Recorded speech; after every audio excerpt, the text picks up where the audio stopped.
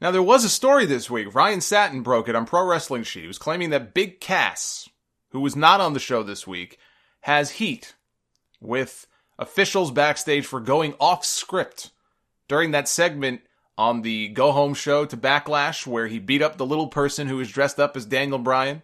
Apparently, he was told to boot him in the face, and that's where the segment was supposed to end.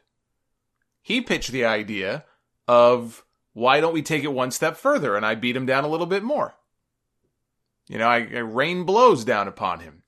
And that idea was shot down by whoever, I don't know if it was a writer or an agent, probably the agent for the segment. Whoever it was said no. So what he did was he went over that person's head. He went right to Vince McMahon. Look at this guy. Look at this guy over here. Mr. Big Shot over here. Just came back from an injury. Hasn't done anything in this company, at least not as a single. It's like he's kind of starting out from scratch in a way. He's a main roster rookie, and he takes the issue right to the boss. You know what? I actually like that. That's the sort of thing that you hear Vince McMahon talking about, claiming that he likes to see. He supposedly likes it when people take the initiative and do things like that. That's what he says.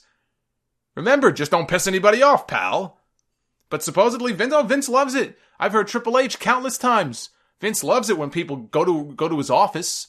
He's got an open door policy. He wants people to come out of their shell and come and express themselves and go to the bar. Great.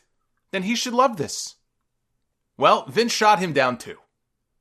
So that's at least two different people, including the boss, who said no, which is certainly his prerogative. So, while I give Cass a lot of credit for doing what he did, supposedly, right, going right to Vince, and he obviously felt very strongly about this idea, the fact is he got shot down. He was told no. You stick to the script. So what did he do? He went out there and he went off script. He booted the little guy, then he mounted him, and he started punching him. When he got backstage, people were not very happy with him. And the video on YouTube that they put up did not include the punches. They kind of edited that out. He lost to Bryan at Backlash, and then he was kept off TV entirely this week. Not even so much as a backstage promo. He just was not on the show. Now, like I said, I admire the guy that he felt that strongly about this, that he felt like he had to just take this to the boss. And I do think that over-scripting of these shows, it does hurt the product. I think it's a very big problem. You also need to do what your boss tells you to do. Right? He stood up for himself. He pitched the idea. He got shot down and then went right to his boss, which is cool.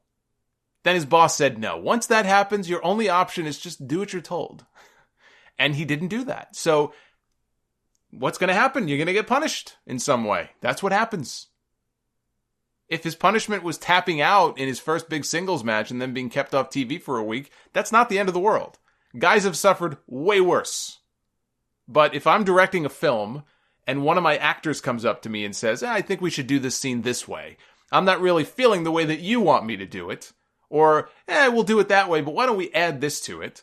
And I tell him, no, I'm paying you to do it this way. I cashed you for the part to play it this way. And then he goes and does it the other way. I wouldn't be very happy about that. And he would be lucky not to lose the role altogether. He'd be lucky to still have his job.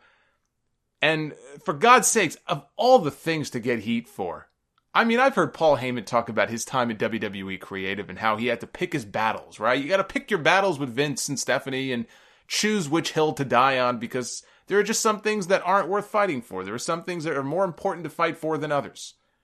Of all the things to take a chance on, you pick the beatdown of a little guy in a meaningless TV segment that's going to be forgotten a week later. You got to pick your spots, dude. Some things are worth fighting for. This was not one of those things.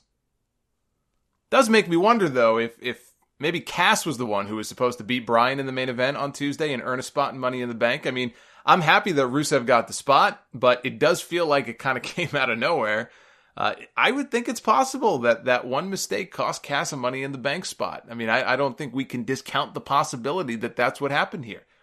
That's why it was so shocking to see Rusev get the win.